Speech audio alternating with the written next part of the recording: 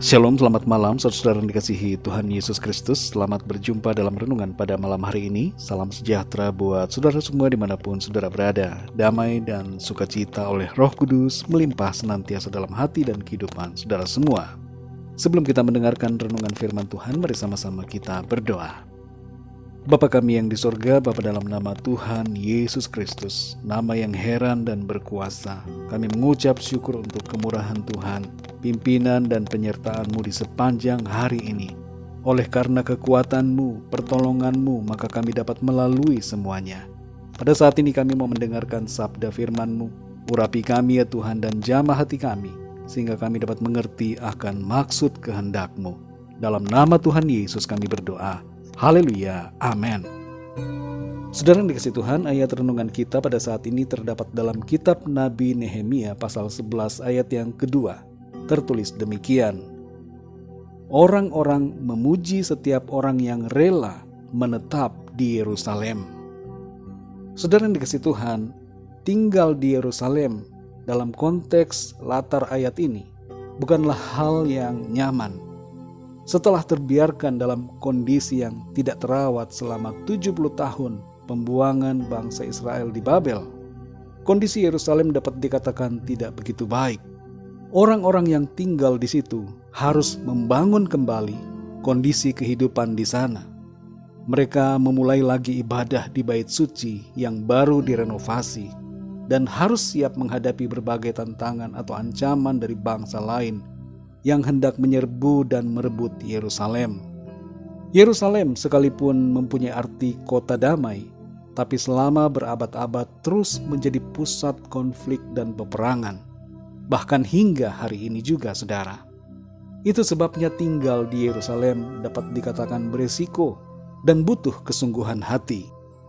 Tidak mengherankan bahwa ayat ini berkata, orang-orang memuji setiap orang yang rela menetap di Yerusalem.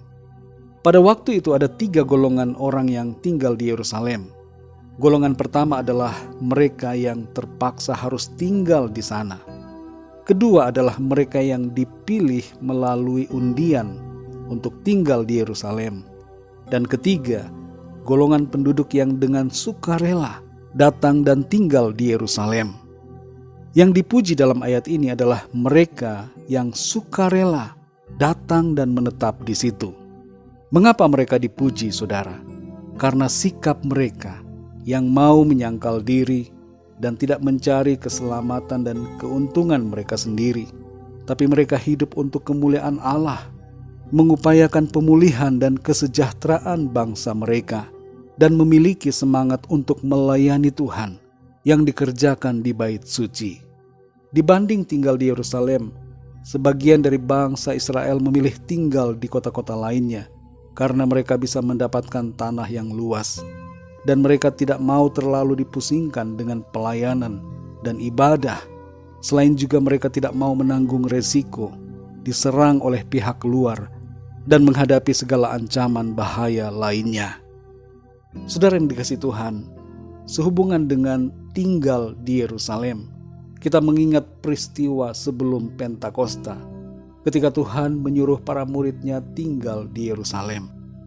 Dalam Kisah Para Rasul 1 ayat 4-5 tertulis, pada suatu hari ketika ia makan bersama-sama dengan mereka, ia melarang mereka meninggalkan Yerusalem dan menyuruh mereka tinggal di situ menantikan janji Bapa, yang demikian katanya, telah kamu dengar daripadaku, sebab Yohanes membaptis dengan air, tetapi tidak lama lagi kamu akan dibaptis dengan Roh Kudus.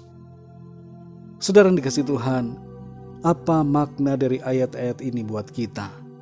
Tinggal di Yerusalem mempunyai makna secara rohani tentang pertama, kesediaan kita untuk tinggal dalam rencana Tuhan. Dan yang kedua, kesediaan untuk melayani Tuhan dalam hidup kita.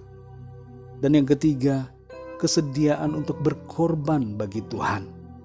Dimanapun kita berada saat ini, di Indonesia, di benua Asia, Amerika, Australia, Eropa, Afrika ataupun Antartika, kita dapat tinggal di Yerusalem secara rohani, tempat di mana kita berada menjadi tanah perjanjian, kota yang kudus, di mana damai sejahtera Tuhan memenuhi kehidupan kita. Saudara yang dikasihi Tuhan, tinggal di Yerusalem bukan berarti bebas dari tantangan. Akan ada berbagai tantangan dari dalam dan dari luar. Iblis tidak senang bila kita hidup dalam iman dan kebenaran. Tapi mari kita tetap setia, tinggal di Yerusalem, yaitu tinggal di dalam Kristus, tinggal dalam kasih karunia-Nya yang penuh damai dan sukacita. Mari saudara yang dikasihi Tuhan, jangan tinggalkan Tuhan. Tetaplah hidup dalam firman-Nya, lakukan kehendak-Nya dengan setia. Tuhan menyertai kita senantiasa dan menjadikan kita pemenang-pemenang.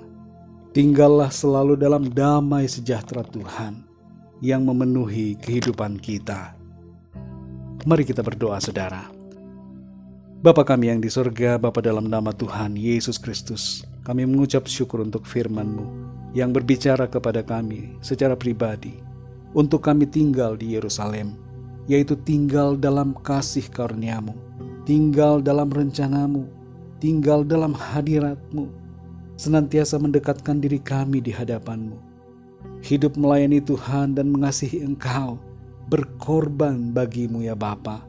Terima kasih untuk firman-Mu, terus berbicara kepada kami ya Roh Kudus, dan pimpin kami Tuhan, untuk kami senantiasa ada dalam rencana-Mu.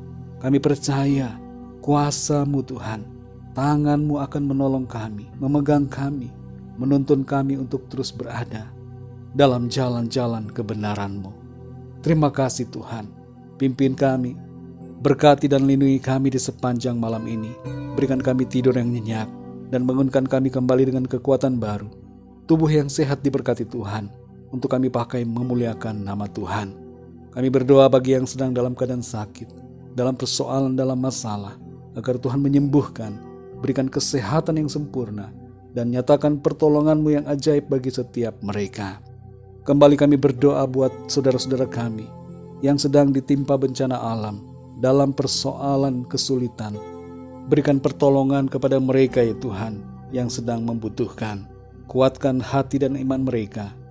Limpahkan sukacita dan damai sejahtera-Mu dalam hati mereka.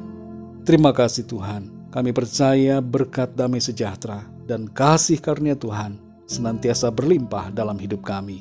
Dalam nama Tuhan Yesus Kristus, kami sudah berdoa dan mengucap syukur. Haleluya, amin. Puji Tuhan, saudara yang dikasihi Tuhan, saya percaya firman Tuhan menjadi berkat dan kekuatan buat saudara semua. Dan Roh Kudus akan menolong saudara untuk lebih lagi memahami kebenaran firman Tuhan.